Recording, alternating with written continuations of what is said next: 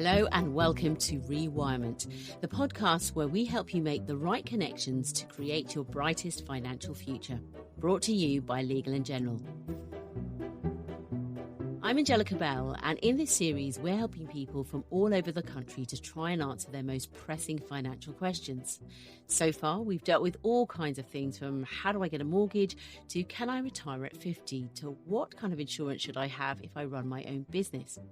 We've paired our questioners up with some very knowledgeable experts to give them some answers, and because we get to listen to those conversations as well, we've learned a whole lot along the way. This time, we're talking about something that affects women from all over the UK, and that's not having enough money for a comfortable retirement. Maybe they've been sole providers for their families and couldn't afford what felt like an extra expense when it came to saving into a pension. Maybe they've had breaks in contributions because they took time out to have children. Whatever the reason, research by Legal & General has found that the average pension pot of a woman at retirement is less than half of that of a man. You've heard of the gender pay gap? This is the gender pension gap. We'll be finding out more about it and what's being done to help it a bit later on. But first, let's talk to someone who's having to deal with it and say hello to Diane. Di, it's great to talk to you today. So I'd like to know a bit more about you and your life and what you've been through. I came to a point in my life where I had a child as a single parent. I had no financial support other than myself, and my partner at the time decided he didn't want children. Right. So he left, so I was left to pick up the pieces. I had to just get through every day with a baby, trying to find childcare, keep a roof over our head. And it was very difficult. So pensions, no, not on my topic of things that I needed to do. Yeah. So now I find myself about 7 or 8 years before my retirement age thinking, have I got enough time to do anything? Because I've now found myself in a much better financial situation. So it's a bit of a daunting prospect, finding yourself at the age of 57 and only just now thinking, oh my God, what am I going to do? So let's talk about auto-enrolment. What does that mean? My company auto-enrolled me into the company pension scheme. They've done this several times, but as I've said, I wasn't in a financial position to be able to really take it up. But now I am. They've enrolled me, but have I left it too late? Can I contribute more? These are things that I don't really know anything about. Okay, well, you've got some clear questions, and we have found someone, we hope, who can answer them for you.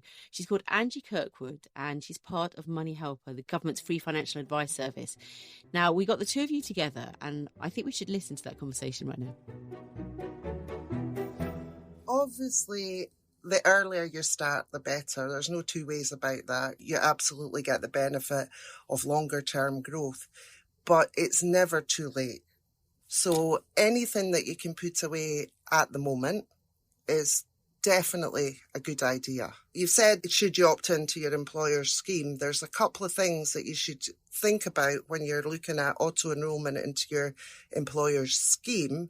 So auto-enrolment was introduced in 2012 on the back of a number of pension investigations to say, how can we get people saving more for retirement? If you're over a certain age, which it's currently 22, but that may change in the very near future, and if you earn over a certain amount of money, then your employer must enrol you into a pension scheme. Not only must they enrol you into a pension scheme, but they must pay a contribution on your behalf, which is 3%. So 3% of your salary, your employer must pay it. Your obligation at that point is to pay 5%. So your employer automatically takes that from your salary. But it may be worthwhile, if you have extra money, to look at what your employer offers if you pay over and above your 5%, because they may also match you percent for percent. So even though they pay 3 at the moment, if you pay 6, they may pay 4. So if you think about it, that is free money that is invested on your behalf. And if your whole reason for saving is for retirement planning, free money shouldn't be sniffed at. You've also got a top up over and above that insofar as the government incentivises you to save for your pensions. So they give you an extra tax relief. So for every pound that you put into your pension, you've got your employer paying, and then you've got a top up from government. So if you look at it, there's more money being invested than you solely are investing yourself. So I would say it's always a good idea to look at investing in your pension. Okay, yeah, no, that sounds good. Also, I did originally join the final salary pension scheme, but that was made paid up. Okay. So I do have, I think, about £20,000 to £30,000 in there. And also when I opted out the estate owners related pension scheme many years ago, and then we were advised to opt back in, there's about £10,000 in there. So should that stay separate or should that all go in the same pot? I would say if you're looking at that, then you may want to get financial advice. One of the things we do at Money Helper, when we're doing retirement planning, we start and say, okay, get yourself into a position where you know two things. The first thing is, what do I have? The second thing is, what do I need? So if I've got all of these things, when I bring them together, and don't forget your state pension, it's worthwhile going on and checking your state pension and how many years qualifying do I have or do I need to make up to say that is exactly how much I would have from age 65, 60, whatever age you want. Now, bringing them together, maybe not. You're really getting a financial advisor to look at that because there are a lot of considerations that you have to take into account. Some of them may have benefits that are really worthwhile. You may have investments that are at a different price. The other side of the fence is, what do I need? So again, I would sit down and say, okay, what do I spend my money on and what am I likely to be spending on in the future? Doing a budget planner, and I know that that's quite daunting, sitting looking at an empty page and saying, okay, where do I start? If I have to pay energy, food, clothing, and what do I want to do when I retire? Is it going to cost me money or is it just that I have more time to do something? So again, there are a lot of resources that would help you.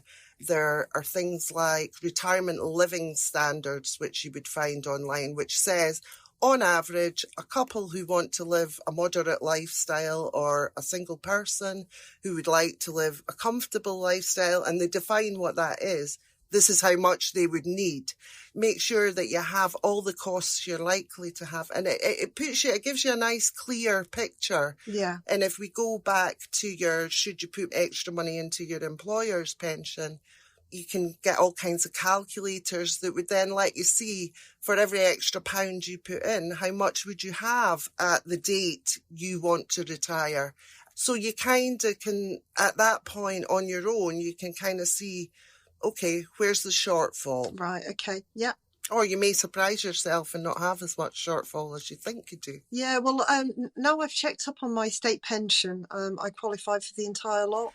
Good. I've paid in, I think, for 41 years. Good. So that's a big relief. I don't personally have anything left on my part of the mortgage. So I paid mine cash. So everything now is money for me to live on and to pay towards bills. So that's really comforting to know that. Yeah, so I would say that putting money in a pension, even over a short amount of time, we have to remember the benefits of employer contributions, tax relief, that actually increases the amount you have invested.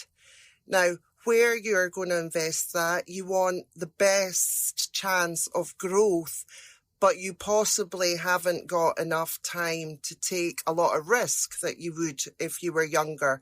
But there are options. So one of the really important things, again, that a financial advisor would do was assess how much risk you could afford to bear and match up investments that suit you, that have a profile that allows you to potentially have growth, because 8 years is not short term, it's medium term, but at a risk that you can take. You probably do not want to see it bobbling up and down in the way that you could afford to possibly when you were younger. So you really want somebody to look at what your risk appetite is and match investments to that. I don't think my risk appetite is very high, given the short amount of time that I've got left to do some serious planning for my retirement. I never thought I would ever be in this situation, but I raised a child on my own and I didn't have any financial help.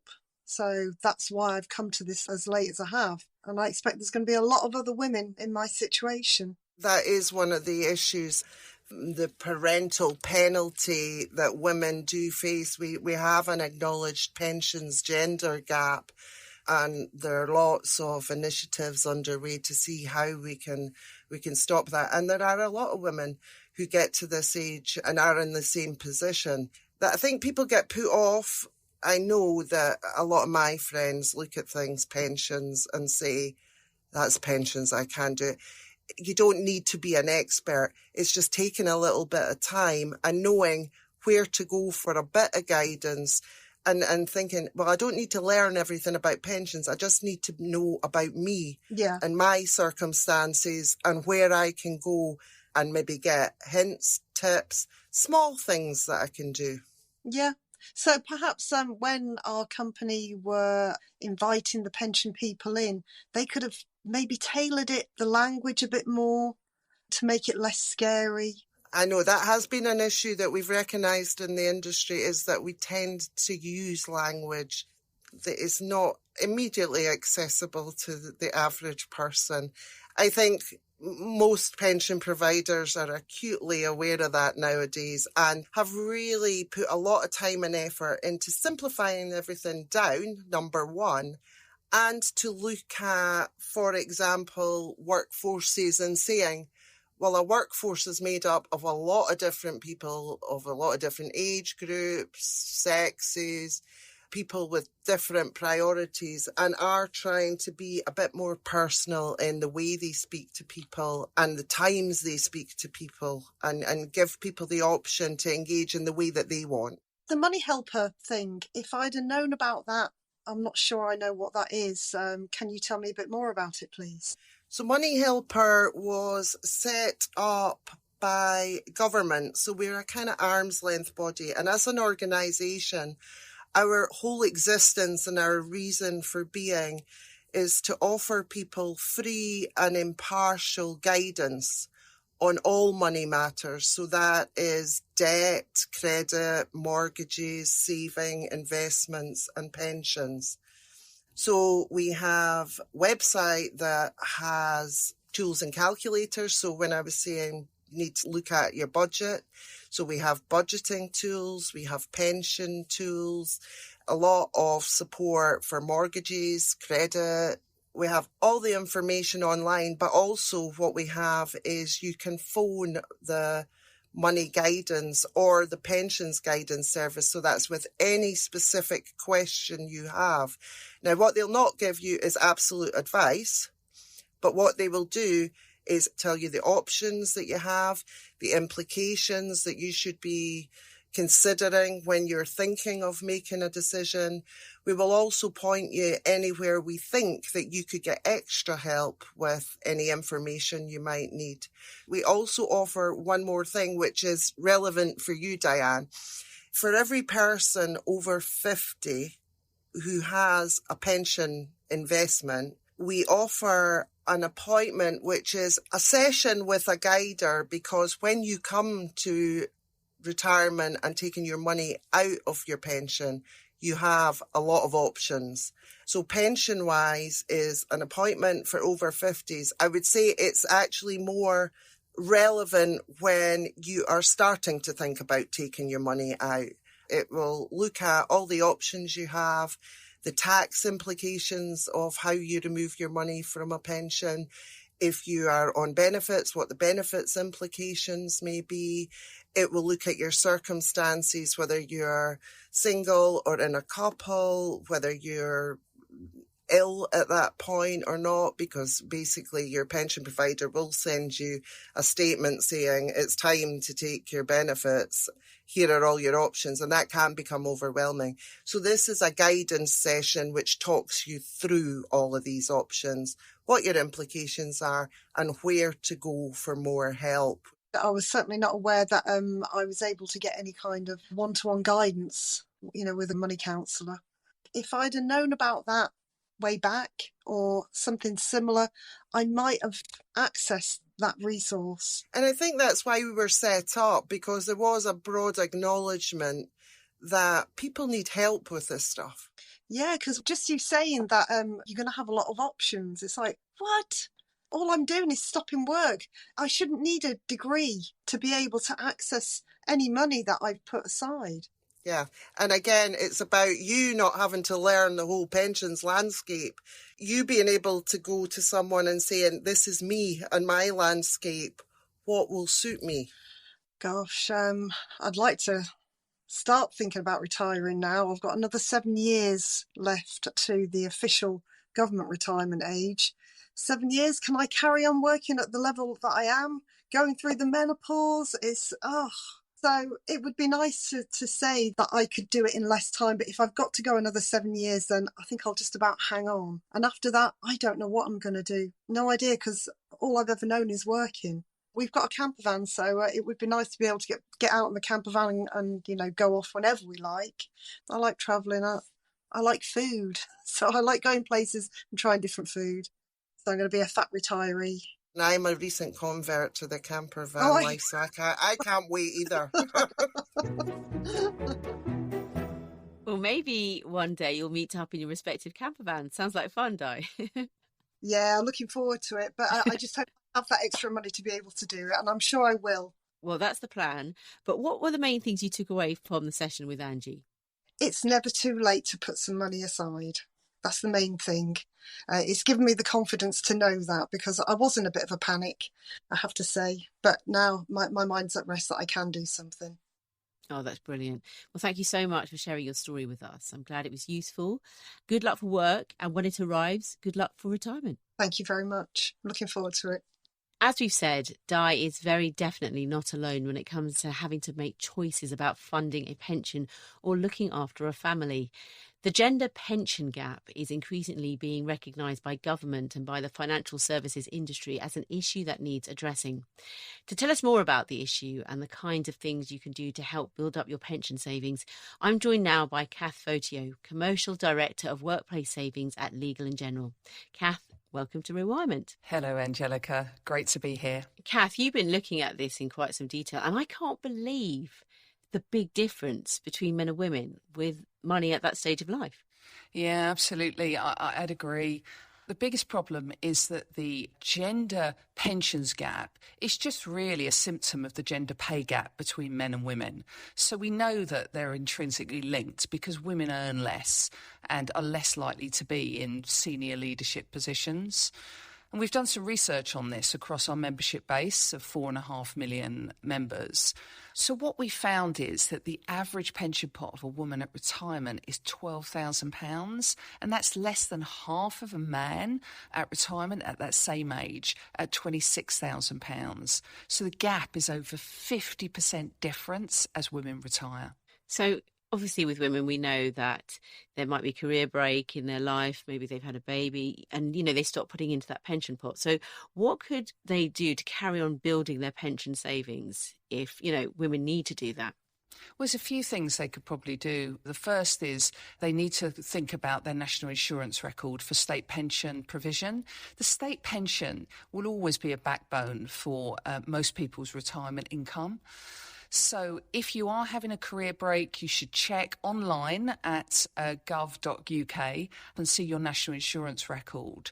You need 35 years to qualify for a full state pension, but what you tend to find is that most people who have taken maternity breaks don't have that full qualification.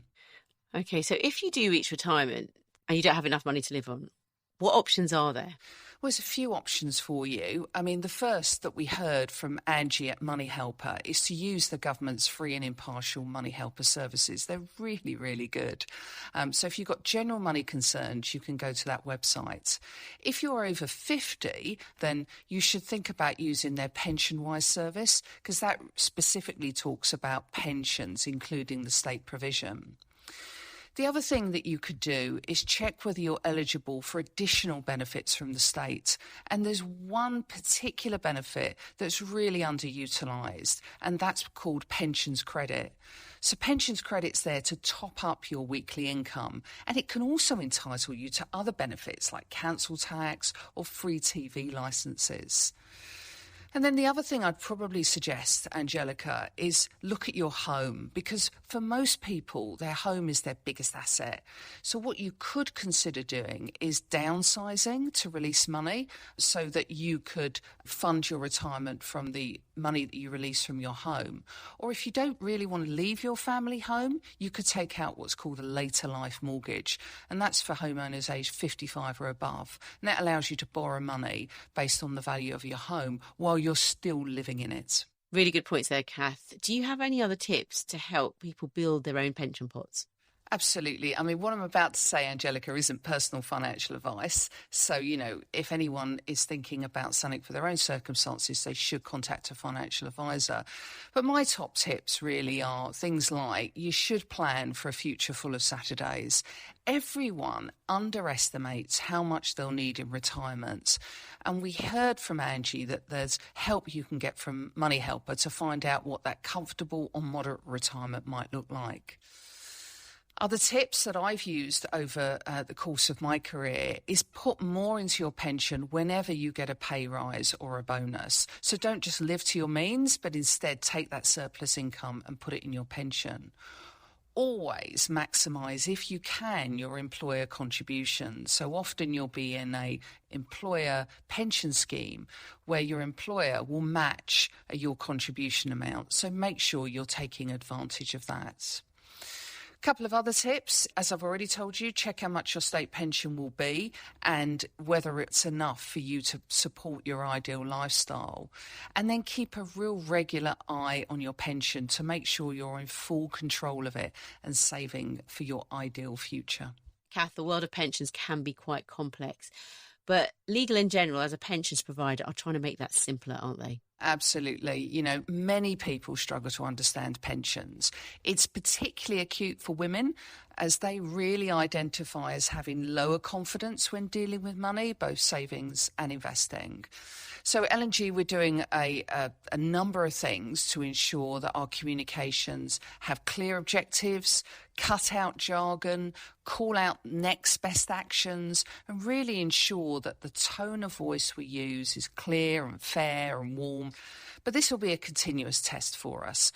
Customers will have to continually give us feedback, and we'll improve our communications to make it easier to understand. Kath, thank you so much for joining me. Delighted to be here, Angelica. And a big thank you as well to Diane for talking to us today. Don't forget that wherever you are in life, you can find lots more resources and information on Legal in General's website. Just go to legalingeneral.com. We have 2 free courses that we've developed with the Open University, which covers savings and investments. You'll find the links in the show notes. Plus, if you'd like to find out more about the free guidance available at Money Helper, then just go to moneyhelper.org.uk. I'm Angelica Bell, and join me next time for the last in the current series of Rewirement, and we'll be doing something a little bit different. When it comes to financial issues, there's one we're all facing: the cost of living crisis. How do we manage our finances when prices, interest rates and inflation are all going up? I'll be joined by 3 of the brilliant financial experts from this series to try and answer some key questions about it. Follow this podcast on your favourite platform so you don't miss an episode, and I'll catch you next time.